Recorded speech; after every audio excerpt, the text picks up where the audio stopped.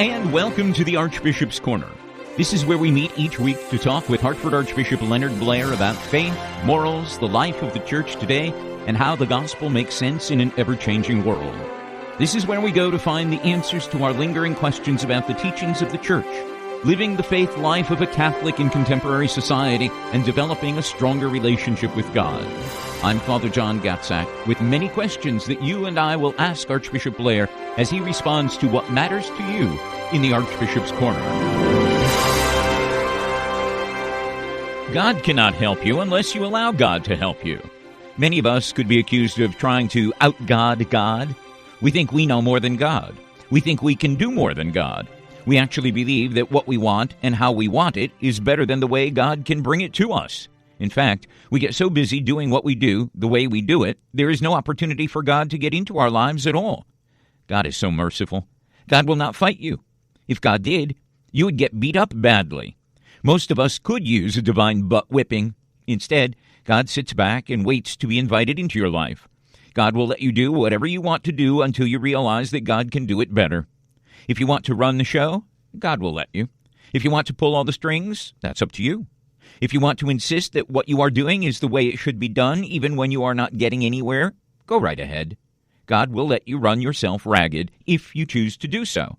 Unfortunately, you may not always be aware that you are in God's way.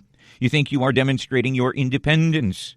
You think that it's all up to you and that you must do it or it won't get done. God knows better. God knows that God cannot fail. However, God has no need to prove to you what God can do. How do you know when you are in God's way? How do you know when you are running your program rather than allowing God's divine plan to unfold? It's very simple. We're here in the Archbishop's Corner, where Hartford Archbishop Leonard Blair is here to help you know when you are in God's way. If you are struggling to make things happen and they are not happening, it's you, not God, running the show. Until today, you may have been directing your own life and attempting to produce your own blessing. Just for today, ask for direction. In the Archbishop's Corner, you can open yourself to God's guidance.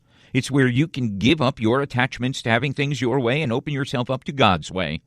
So thank you, Archbishop Blair, for helping us see the unfolding of God's divine plan in our lives and helping us trust enough to step aside and let God get into our lives. How are you today? Well, I'm fine, thank you, and Happy New Year to you and all of our listeners, to everyone. Well, Happy New Year to you. Is it started out to be a good New Year so far? Well, it has, I suppose, but, the great, not to be gloomy about it, but the great specter of COVID is upon us, and obviously when you're in a position like that of the Archbishop, where you see the whole church and you see the local communities of our archdiocese, and you hear about a lot of things, I know that it's not a very happy time for a lot of people because this coronavirus is getting a lot of people sick. Well, I know of one priest who has come down with the coronavirus. You must know of others. Are there others? Well, I just heard of one today, as a matter of fact. There have been, I heard of one, and he's on the mend, and now I've heard another. Assuming that the priests do tell us, and I think they would. So if that's the case, then I'm glad that it's not worse than it is. But, we are in contact with people. We have to be extremely careful for their sake and ours. And I imagine people who sit on the other side of the pews from us as we celebrate the Eucharist, they are being very, very careful, and some are probably deciding that they would prefer to stay home, watch Mass on television, or streamed live rather than participate in Mass, and that's probably a good thing, wouldn't you say? Well, yes, but I would give this qualification. I would say, first of all, that I always have respected and will respect anybody that has misgivings about being in a group, that they choose, therefore, not to go to Sunday Mass for that reason. And I respect that, and they should be at peace. But if they're going to sports events and to the restaurant or, shopping, well, then I don't think you can't say that that Mass should be excluded. In other words, it has to be, I think, to be honest, it has to be proportionate to our behavior in other venues. And I must say that, I think perhaps I mentioned this on a previous program, I don't know, but we estimate at present that about 15% of our Catholic people are attending Sunday Mass. Now, when I've gone to parishes on weekends, I find that for COVID, the attendance is pretty good.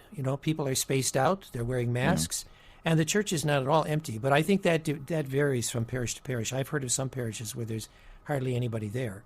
We have to be prudent, and we have to be careful of our health. We have to take all the precautions.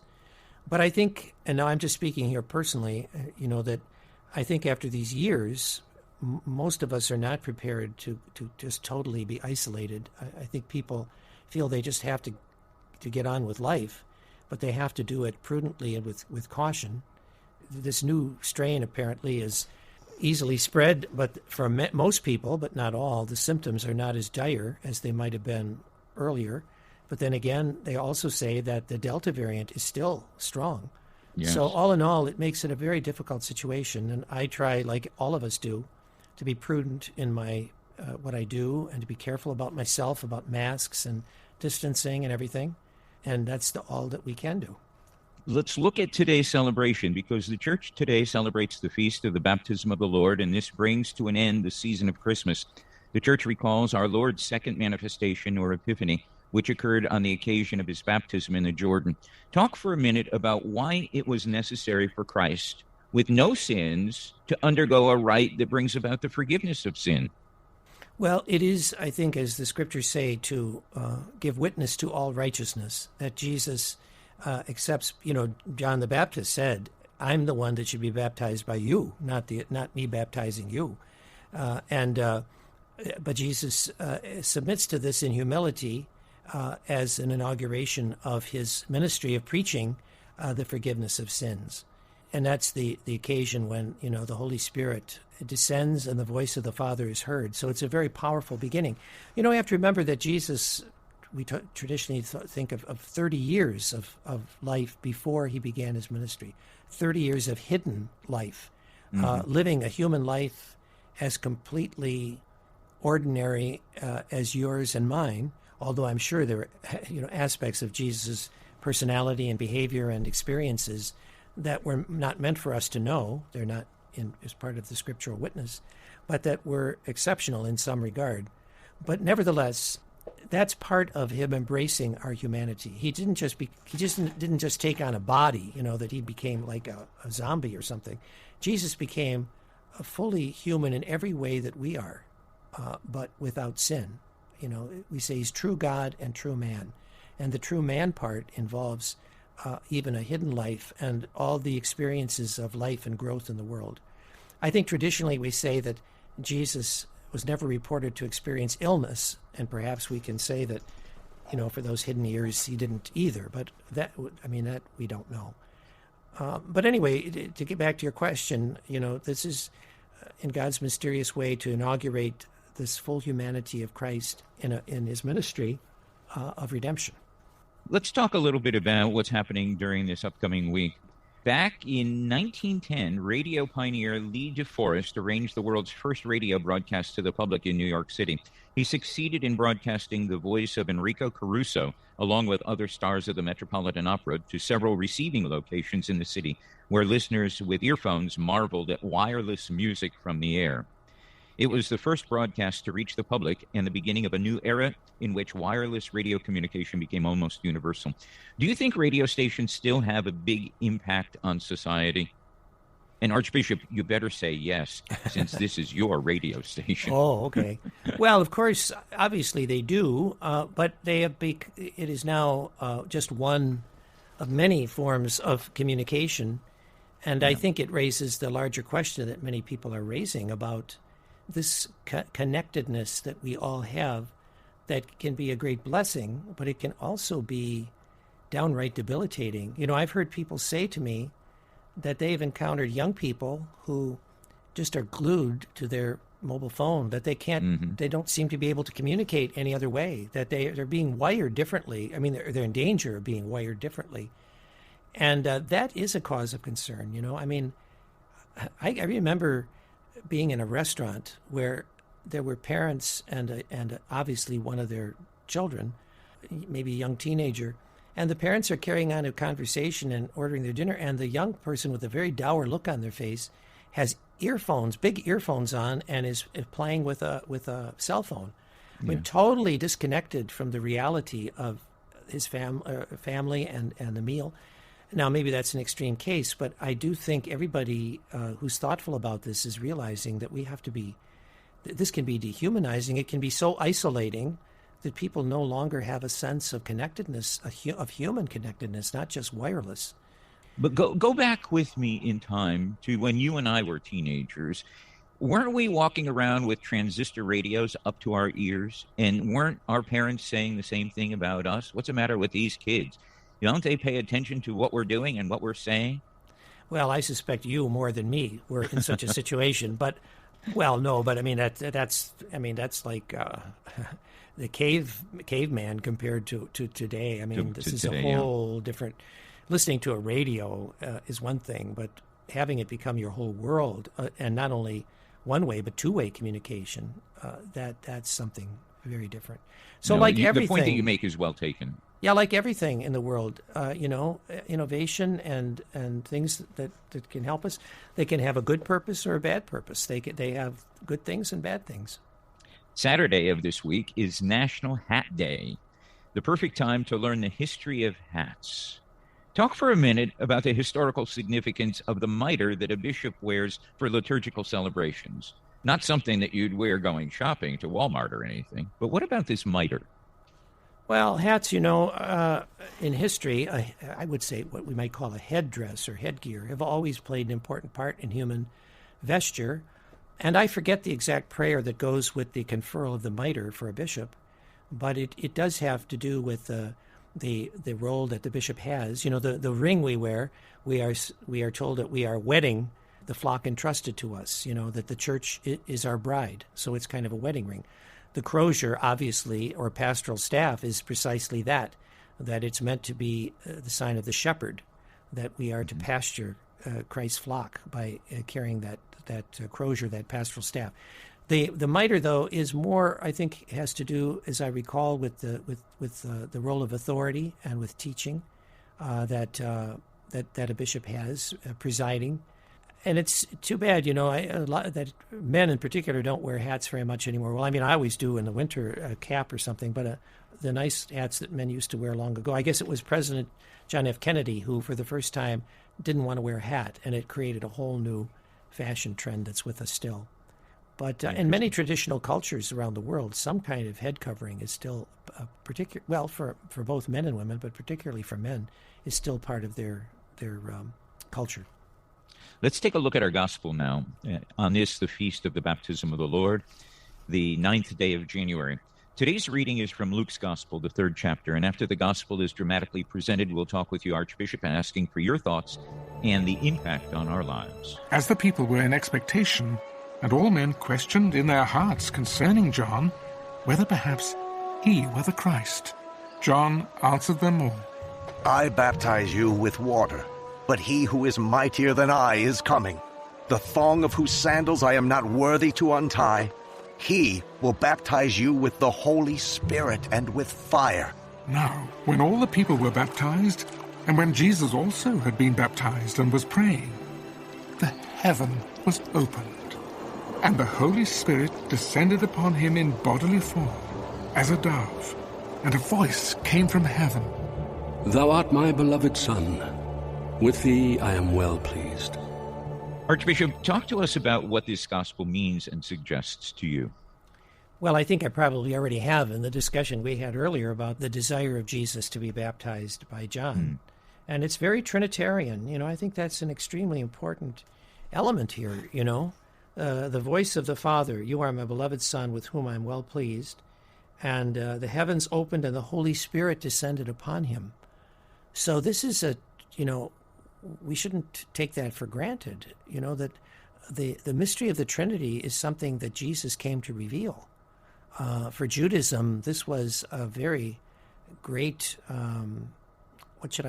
crisis, in the sense that, and sometimes Muslims and Jews accuse Christians of not being monotheists because, we have this doctrine of the Trinity. How can this be that there's one God? If we talk that way or believe that way. But again, that is the great mystery of the Trinity, that it's one God in three persons, Father, Son, and Holy Spirit. And that's an extremely important element of what happened at Jesus' baptism. It kind of is the opening of the heavens to this great mystery, this great truth that will become elaborated in Jesus' ministry, in all that he says and does, his teaching. And then as the mystery unfolds in Pentecost, the resurrection at Easter, then Pentecost, and then, the ascension and the life of the church. When the people were asking if John might be the Christ, he responded, "I'm baptizing you with water, but one mightier than I is coming. He will baptize you with the Holy Spirit and fire." What did he mean, he will baptize you with fire? Well, remember how at Pentecost the Holy Spirit descended upon the apostles in the form of tongues of fire. And Jesus said he'd come to cast fire upon the earth. It's an important reminder to us that what does fire do? Fire can destroy, also gives light and warmth.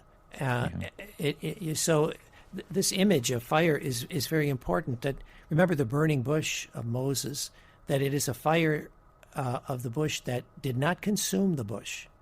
So God's fire doesn't destroy us. God's fire transforms us and lightens us. And if you're set on fire for something, that means you're full of enthusiasm and zeal, and that's what the Holy Spirit gives to us. I think the other thing that fire does too is it purifies. Before sterilization was known, in order to purify an instrument, you would heat it with fire.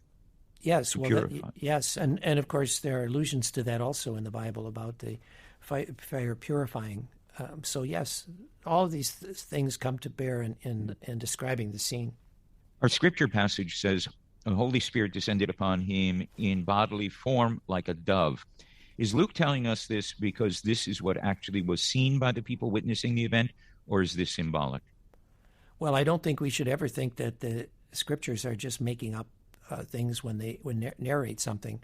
If that's the witness that Luke gives, then that is to be taken as not just symbolic.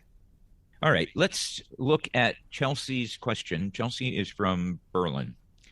In the early chapters of Genesis, our average lifespan of 80 years is woefully short compared to when folks lived to be 300, 400, even 900 years old. Are we supposed to take these long lifespans as literal or symbolic? Well, Chelsea, I think most scripture scholars would say that they should be taken as being symbolic and not literal. Diane from East Hartford says, "The March for Life will take place in Washington, D.C. on Friday, January 21st, with thousands of people expected to attend. Why, after almost 50 years since the Supreme Court decision to legalize abortion in America, do you think that this march is still so important?" Well, Diana, it's still so important because abortion has been legalized, and so this is an attempt to stand up for life and to say that we shouldn't be doing this. And of course, right now, this is a hot item on the agenda of the Supreme Court, etc. Very contentious in our country, and we'll just have to see how it plays out. Here in the Archdiocese, we've engaged our young people in particular in our Catholic high schools to participate in something. And this year we're not going to Washington as we usually do because of COVID and all, but we are planning something locally that I think will be very good for our young people, to bring them together, to promote life and to have them experience one another in a very positive and prayerful way. So we're looking forward to that to take place soon. Do you think that this is something that older people can participate in as well, along with the young people? No, this is going to be just for our high schools, but we are also planning, the Connecticut Catholic Conference has in mind to do something for everyone, older for the adults, maybe this summer or something. That, of course, COVID has thrown everything into tilt, but this is true. But the Connecticut Catholic Conference continues to work on this, and I'm sure there'll be something. Ethan from Harwinton said, according to the 2021 World Watch List, 13 Christians worldwide are killed because of their faith every single day. Why do you think the media is so afraid of using the word martyr when describing the people being killed around the world because of their Christian faith? Well, Ethan, you'd have to ask them, but a martyr, of course, has strong religious significance, and rightly so. And it is true that, in fact, I'm surprised that it's only 13 every day, because when you read about all these things that are happening, and I know there are a lot of these watchdog agencies that look into this, but it is true that Christians are being persecuted in many, many places. And it's not always with martyrdom. It also is with the curtailment of their civil liberties or different forms of oppression. Sadly, right now in India, the place where Mother St. Teresa of Calcutta and her sisters are, and there are many Catholics there, particularly in the south, and I know of a diocese in the north, but the present government is trying to turn the screws on them. For example, recently they said that the sisters cannot accept funds from abroad to contribute to their work. And then if you get into places like Pakistan, oh my goodness, people are really, they're charged with capital crimes of supposedly blaspheming the Prophet Muhammad and things that many of these things are very contrived. So there are a lot of awful things happening to baptized Christians around the world, and we shouldn't forget that. Even in the last century, in the 20th century, it's been shown that there were more Christian martyrs in the 20th century than all the previous centuries combined. Of course, you have to take into account, population and everything, but still, the age of martyrs is not just in the ancient church.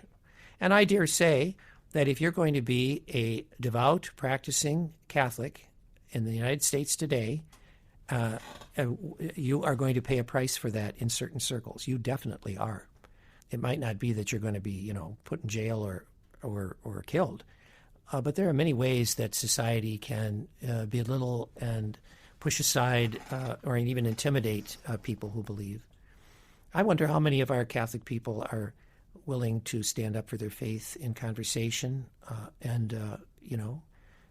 don't know. I don't want to say that they don't. I know that there are many who do, but you always have to pay a price for your faith, for living your faith. You have to be willing to lay down your life, and there are different kinds of martyrdoms.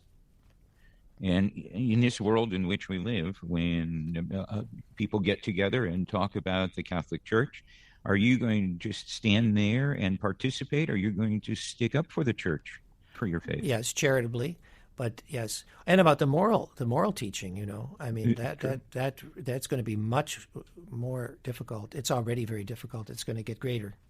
Meg from Cheshire says, in the Bible it says that the Magi followed a star. I interpret that to mean that for them, the star was a guiding light. Who should we be looking for to serve as our guiding light in our own religious and spiritual journeys?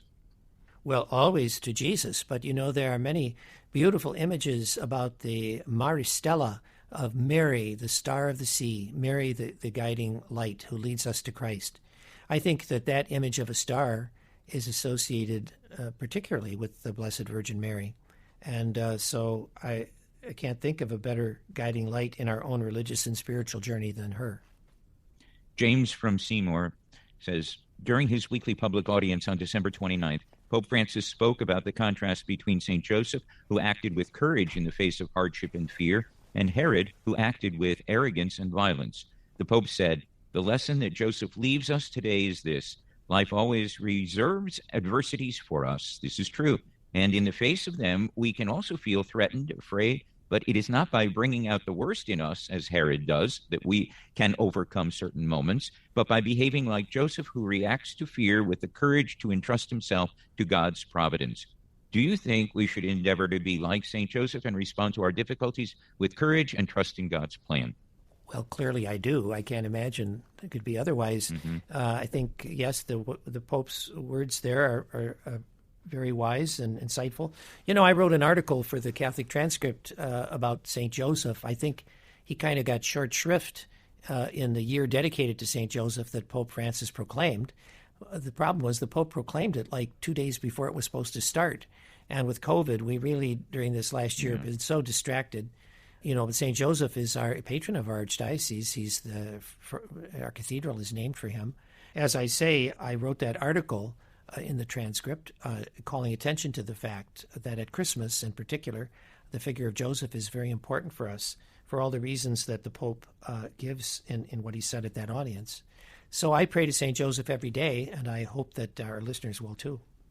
I think the head of any household should pray to St. Joseph for direction, guidance, and the courage to bring up a family, a cohesive unit, and be a part of the strength of that family, that the individual who prays becomes the strength, the person that directs the family with courage and trust in God's plan.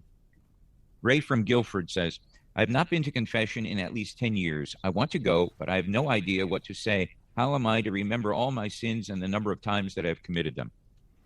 Well, first of all, Ray, I'm happy to know that after all these years you want to go to confession. God bless you for that. That's a great grace and inspiration that you shouldn't pass up, a gift, grace from God to have this desire. Well, don't worry about what to say. First of all, you can just tell the priest that you haven't been for that long and ask him to guide you through it. And I've done that many times. I'm sure you have too, Father Gatzak, where we can lead people through what they need to do. As far as all your sins and the number of times I've committed them, well, we have to understand that means that the church is trying to say that you have to have a certain examination of conscience when you go to confession. You can't just say, well, I'm not always a good person and I'm sorry. But you have to, on the one hand, you don't want to over-exaggerate this, that you come in with a huge grocery list, especially after 10 years. But I do think, Ray, that if you examine your conscience before you go to church, before you go to the confessional, you can see, in light of the gospel and also in the sacrament of penance, you can find examinations of conscience that lead you simply through the commandments and the teachings of Jesus to see where you have done wrong or you failed to do something good, and not to be overly scrupulous about it, but simply to have a sense of where you're at and what you need to say. But again, not to be scrupulous about it, but to have some sense of what kind of person you've been in your relationship to God and in your relationship to other people. So if somebody comes to you in confession, Archbishop, and says, I did so-and-so and so-and-so, however, I don't remember how many times, maybe it was 10 times, maybe it was 20 times, I just don't remember. What do you say? Yeah, I think when it comes to the number, I think we have to be reasonable and prudent about these things. The church, I think, says number because I'm going to use an extreme example to make a point. If a person says, my last confession was, 5 years ago, and I committed the sin of adultery, well, if they committed the sin of adultery once, or they committed it 50 times, there's a little bit of difference in where they're at spiritually. You know what I mean? Mm-hmm. You have to, like if you have a bad temper and you lose your temper, and that you can think of some instances where you've done it. Well, it's not like you have to sit down and say, I did it 17 and a half times since my last confession. But you do have to have some sense of number in as much as how big is this in your behavior, That's the kind of thing that you need to do. But again, I wouldn't fret about that. The confessor, a good confessor, if he will ask, about things like this, if there's some question here of number or frequency or whatever. But the main thing is to entrust yourself to Jesus in confession, and to make a good examination of conscience, and to do your best to express where you're at and your need to be forgiven. Archbishop, we've come to the end of our time together. Can you close the show with a prayer and a blessing, please? Lord, as we enter a new year of grace, a year of the Lord, 2022, we know that you are the source and summit of all that is. Through you, all things were made, and through you, all things have been remade in the great act of redemption. We pray that amid all of our trials and difficulties, especially the sufferings and displacement that's brought about by the pandemic, that you will always be close to us and to those for whom we pray, that you will protect us from evil, protect us from illness, but above all, that you will protect us from sin, that you will help us by your grace always to resist temptation, to do what is right and good, and to avoid what is evil. And may Almighty God bless you all, in the name of the Father, and of the Son, and of the Holy Spirit. Amen. Archbishop, thank you for inviting us into the Archbishop's Corner. It was a pleasure being with you. Thank you for all the information you've imparted. We look forward to joining you again next week. Thank you.